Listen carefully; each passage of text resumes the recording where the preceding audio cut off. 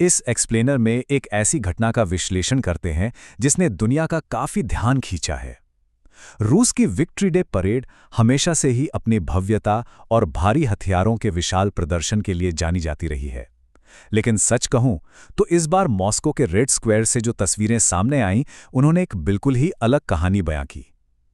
Kremlin की घड़ियों की गूंज के बीच जब राष्ट्रपति व्लादिमीर पुतिन वहां पहुंचे, तो ये बिल्कुल साफ था कि इस बार का आयोजन पुरानी परंपराओं से एकदम अलग होने वाला था। तो चलिए समझते हैं कि इस ऐतिहासिक आयोजन में हुए इन अचानक बदलावों के पीछे की असल रणनीतिक कहानी क्या है। अब जरा इस अंतर को देखिए। आमतौर पर दुनिया इस दिन क्या उम्मीद करती है? आसमान में लड़ाकू विमान, सड़कों पर भारी टैंक, विशाल मिसाइलें और दुनिया भर के दिग्गज नेताओं की मौजूदगी। लेकिन इस साल की हकीकत एकदम विपरीत थी। ये पूरा का पूरा आयोजन सिर्फ 45 मिनट में सिमट गया। कोई भारी हथियार नहीं, आसमान में कोई फ्लाईपास नहीं, और तो और विदेशी मीडिया की उपस्थिति भी सुरक्षा कारणों से ना के बराबर रखी गई थी। ये एक बहुत ही त्वरित और हाई सिक्योरिटी इवेंट था जो स्पष्ट रूप से एक नए और गंभीर संदेश की ओर इशारा कर रहा है। इस बदलाव की गंभीरता का अंदाजा सिर्फ इस एक आंकड़े से लगाया जा सकता है कि पिछले 20 सालों में, जी हां, पूरे 2 दशकों में ये पहली बार था जब युद्धक विमानों के पारंपरिक फ्लाईपास्ट को अचानक रद्द कर दिया गया। सुरक्षा और गोपनीयता का हवाला देते हुए 20 साल की इस अटूट परंपरा को रोक देना सच में यह सोचने पर मजबूर करता है कि पर्दे के पीछे आखिर किस तरह की रणनीतिक सतर्कता बढ़ती जा रही है। युद्ध के मोर्चे को प्राथमिकता देना। आइए अब इस हिस्से पर बात करते हैं। बिना भारी हथियारों वाली इस परेड का जो असली कारण है, वो खुद राष्ट्रपति पुतिन के एक सीधे बयान में सामने आ गया। उन्होंने सैन्य सदस्यों को संबोधित करते हुए बिल्कुल साफ शब्दों में कहा, टैंकों की जरूरत सैन्य मोर्चे पर है, ना कि किसी परेड में। ये कोई मामूली बयान नहीं है, बल्कि एक सीधी स्वीकारोक्ति है। ये दिखाता है कि अब फोकस किसी औपचारिक दिखावे से पूरी तरह हटकर सीधे युद्ध के मैदान की सच्चाई पर शिफ्ट हो चुका है। और इस कदम से प्रशासन का संदेश बिल्कुल क्रिस्टल क्लियर हो जाता है।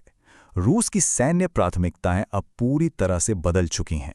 उनके ज्यादातर बड़े सैन्य संसाधन या कहें मेजर मिलिट्री एसेट्स अब सिर्फ सार्वजनिक प्रदर्शन के लिए नहीं हैं, बल्कि उन्हें सीधे यूक्रेनी मोर्चे पर तैनात कर दिया गया है।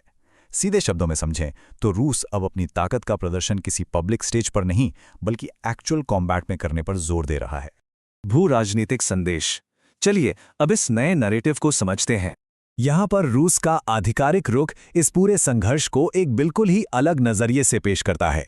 उनका नैरेटिव यूक्रेन को एक आक्रामक शक्ति के रूप में दिखाता है और किसी भी तरह के अवैध युद्ध के दावे को पूरी तरह खारिज करता है। इसके बजाय रूस का दावा है कि वो वास्तव में अमेरिका के खिलाफ एक प्रॉक्सी युद्ध लड़ रहा है। साथ ही नाटो पर भी ये सीधा आरोप लगाया गया है कि वो यूक्रेन को लगातार हर तरह की सैन्य और हथियारों की मदद दे रहा है। ये रूस का अपना भू राजनीतिक दृष्टिकोण है जिसे वे दुनिया के सामने मजबूती से रख रहे हैं। अगर इन बयानों का निष्पक्षता से विश्लेषण किया जाए तो ये एक बेहद कड़ी रणनीतिक चेतावनी लगती है। चेतावनी ये है कि विरोधी चाहे अपनी रणनीति कितनी भी क्यों न बदल लें, पुतिन के नेतृत्व में रूस किसी भी पश्चिमी शक्ति के सामने नहीं झुकेगा। ये एक बहुत ही सख्त और अडिग स्टैंड है जो स्पष्ट करता है कि रूस का नेतृत्व किसी भी बाहरी दबाव में आकर पीछे हटने को तैयार नहीं है। भविष्य की शांति और संकल्प के लिए शर्तें। आइए आगे बढ़ते हैं। संघर्ष की इस रूपरेखा से एक बहुत दिलचस्प आधिकारिक विश्वास निकलकर सामने आता है।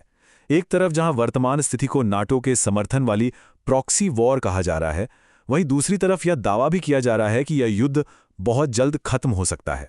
और सबसे बड़ी बात, भविष्य में एक स्थायी शांति संधि पर हस्ताक्षर होने की स्थिति में यूक्रेनी समकक्ष के साथ व्यक्तिगत मुलाकात की संभावना का रास्ता भी खुला रखा गया है। यह स्पष्ट रूप से दिखाता है कि आधिकारिक स्तर पर इस संघर्ष को खत्म करने का कोई ब्लूप्रिंट जरूर सोचा जा रहा है। इसके अलावा ये रणनीति देश की ताकत को 2 अलग-अलग हिस्सों में बांट कर दिखाती है। एक तरफ है देश के सक्रिय सैन्य बल, जिन्हें महान रूसी विजेताओं के सीधे उत्तराधिकारी के रूप में पेश किया जा रहा है, और उनके ठीक बराबर में रखा गया है देश के आम नागरिकों को, जो इस पूरे राष्ट्रीय प्रयास को एक बेहद जरूरी और बुनियादी सपोर्ट दे रहे हैं।